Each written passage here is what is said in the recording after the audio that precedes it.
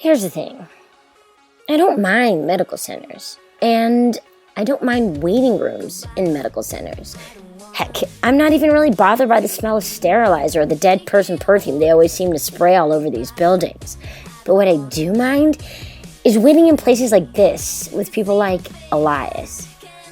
Because only Elias could cause complete and total chaos by simply walking in the front door. The minute we arrived, every scrub-wearing woman on the first floor stopped what they were doing just to stare at him. Not only that, but they offered him ice packs for his injury, tea for his nerves, and a hand massage to take his mind off the pain. A hand massage? What is this, a spa? And I thought Tanner's fancy schmancy gym was bad. If there's one hobby these girls enjoy more than staring at Elias, it's glaring at me. And honestly, I'm over it. I'm over the unspoken death threats, I'm over the fangirling, and I'm over the gargantuan ego boost he's probably going to get from it later. The fact that there was a time when I genuinely thought I could stomach being around Elias, and all that comes with it, kind of disgusts me. But here I am, babysitting his problems and drowning in the King family limelight. Again. I bet you $20 that once he's finished wallowing in pain and self-pity, he'll rub some part of the day in my face. Or brag, or just generally be obnoxious. Let's be honest here. If Elias was broadcasting his version of what happened this morning to the universe, he'd open his big, fat mouth and tell the world that the main reason why he's getting all this attention is because of his looks. But unlike him, I'm actually going to tell you the truth. The real reason why half the staff were fawning over him was because he burst into tears when I told him that his accidental injury might have murdered a good portion of his daily sperm count. Fact. Granted, this is Elias we're talking about, so he probably doesn't know what a sperm count is, but I think me using the words murder and sperm in the same sentence might have been what set him off. He's been traumatically silent ever since. Which wouldn't be the worst thing in the world if it wasn't so weird. The thing is, he's never been this quiet for this long. At least I think he hasn't. But seeing as we haven't spoken in about a year, I don't know anything about anything when it comes to him anymore. Except that he usually likes to talk. A lot. But instead of whining or complaining the way he always does, he's been lying on the bench with his hands over his eyes for the past 20 minutes, acting like a mute. It's not that I'm super worried about it or anything. I'm just a little freaked out. Oh well, if he never speaks again on account of his balls being fried, maybe I'll have done the world a favor. Or maybe there's more to his silence than meets the eye. Not that it's any of my business, but I guess it's just kind of weird seeing what difference a year can make in a person. I mean, I'm different too. I guess I just hide it better than he does. Mr. King. A surprisingly less than starstruck nurse kneels down in front of Elias and politely places a hand on his shoulder to get his attention. He unearths his head from his hands and does his best to smile at her. But his expression's so empty she seems more unnerved by it than endeared. Yeah, we're ready for you now. She signals Elias to follow her back towards the examination rooms. But he doesn't move. Instead, he frantically shifts his focus over to me, reaches out and places an unsteady hand on my thigh. Can you come with me? Sparks scramble across the surface of my skin, but I swallow the feeling before my whole body responds to him in a way I don't want it to. I remember the me who used to light up whenever he touched me. The person who almost fell in love with those hands and the ways he used to make me feel whole. But now I have walls, traffic lights, and warning signs when it comes to lies. Slow down. Proceed with caution. Stop. No, I have to go, Elias. I promised Indigo that I'd be back. Please.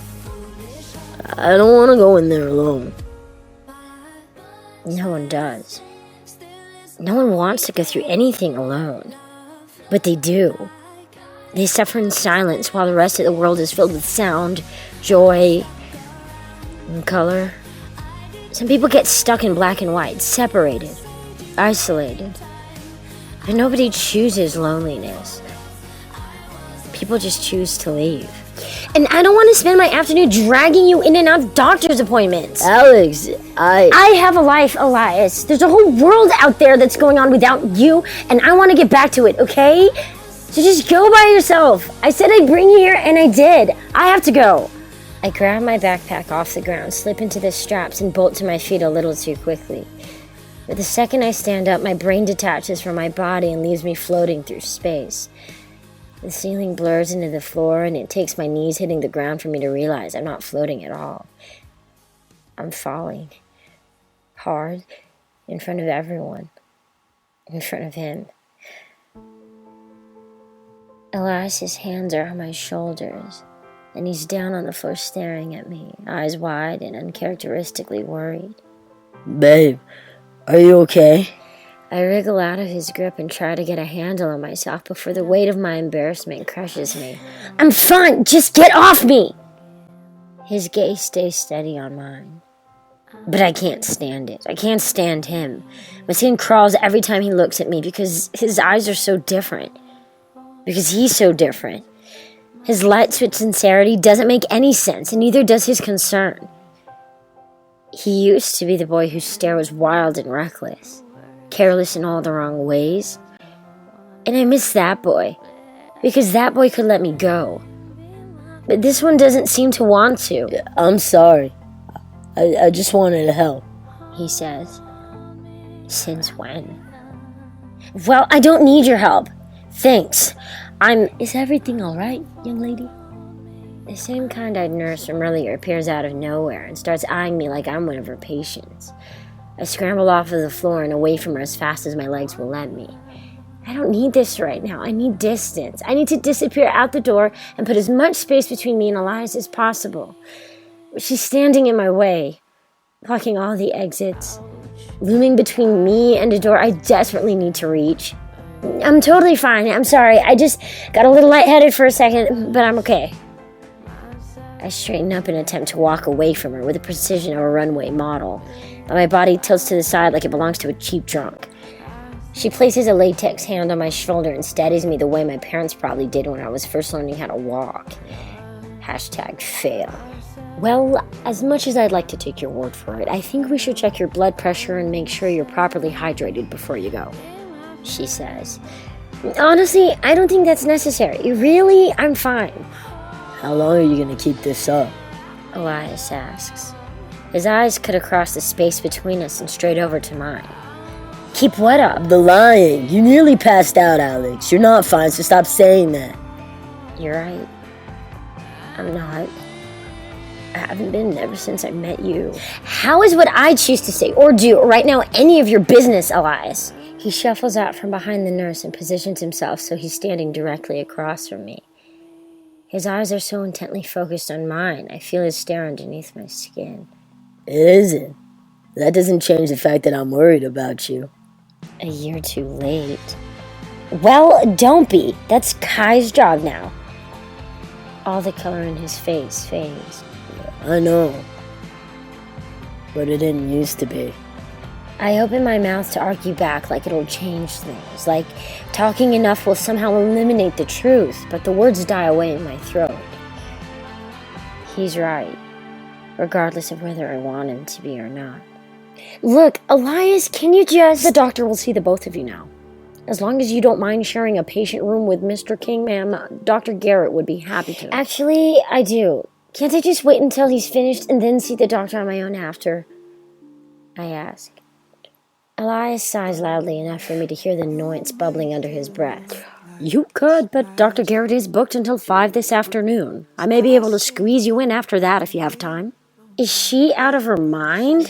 I have class, and then after class I have a date with Kai, and then after my date with Kai, I'll be spending the rest of the evening hyperventilating in my room. So yeah, 5 o'clock is definitely out of the question. You don't have to do that, ma'am. We'll see Dr. Garrett right now. Where's his office again? Elias asks. What does he mean, we? Second door on the left. Thank you. Let's go, Jersey.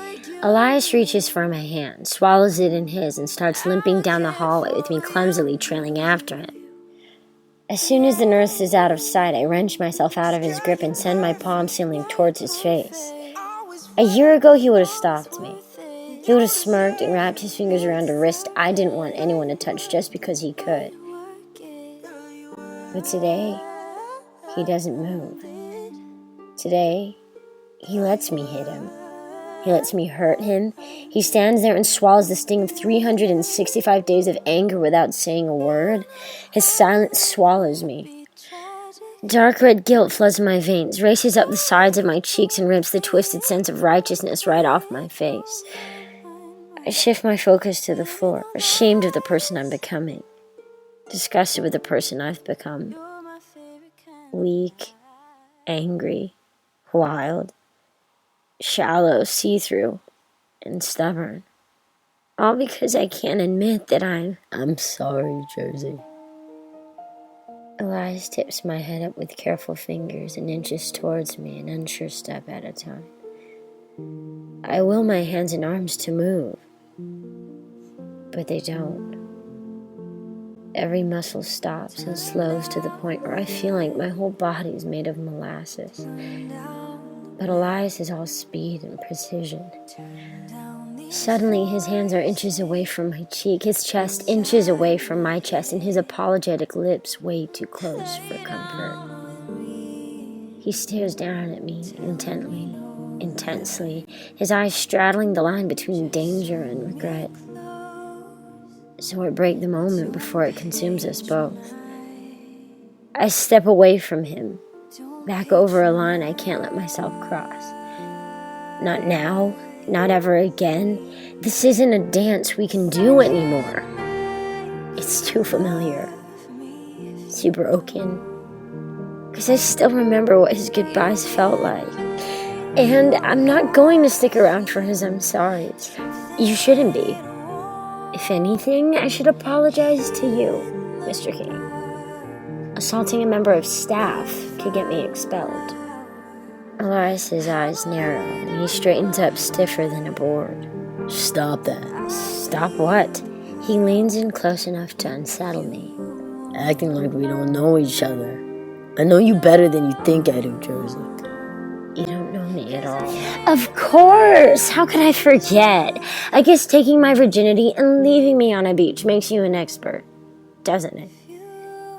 Elias's Adam's apple bobs in his throat as he swallows down the kind of guilt I didn't think he was capable of feeling. You know, I didn't mean to leave you like that, Jersey. I promise I didn't. It doesn't matter what you meant. What you did is what you're stuck with. His eyes cut away from mine and wander off into the distance for a few seconds. But right when I expect him to keep running, he redirects his gaze back to mine. And then I see it. Something darker than despair poisoning the green in his eyes. But the hurt's different. Miles away from the lacy-toned sadness I saw in him last summer. These scars are newer, deeper. But none of that matters because the story behind them probably has nothing to do with me. Listen, I've spent every day since that afternoon trying to figure out the right way to apologize to you, Jersey. And even if apologizing's not enough, all I'm asking is for the chance to. I don't want your apologies, Elias. And I don't want your excuses or your explanations. I just want... Can you at least read the book? I wrote it for you. Everything that's in those pages is for you. He frantically grabs for his backpack and starts rummaging through stacks of loose papers and beat-up notebooks until he finds what he's looking for. Elias, stop. Here. This is my copy. It's got a couple notes in the margins, but I want you to have it. He unearths his worse-for-wear book and extends it towards me, hand shaking. I can barely bring myself to look at the cover, much less at him. No.